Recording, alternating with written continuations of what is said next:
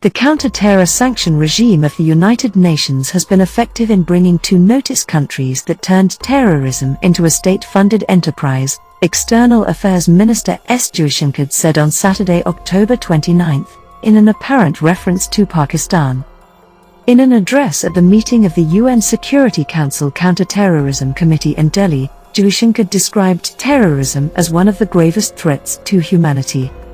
According to the Indian Express, Jaishankar said India will make a voluntary contribution of $500,000 to the UN Trust Fund for Counter-Terrorism this year to strengthen the efforts of the UN Office of Counter-Terrorism, UNOCT, to provide capacity-building support to member states in preventing and countering the threat of terrorism. He said despite efforts by the UN, the threat of terrorism is only growing and expanding, particularly in Asia and Africa.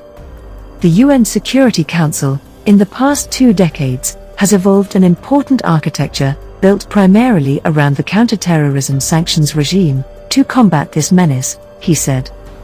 This has been very effective in putting those countries on notice that had turned terrorism into a state-funded enterprise, Jaishankar said. Despite this, the threat of terrorism is only growing and expanding, particularly in Asia and Africa, as successive reports of the 1,267 Sanctions Committee monitoring reports have highlighted, he added. The minister said the ethos of open societies is being used to attack freedom, tolerance and progress. He also spoke extensively on the use of new technologies by terror groups, saying the internet and social media platforms have turned into potent instruments in the toolkit of terrorists and militant groups.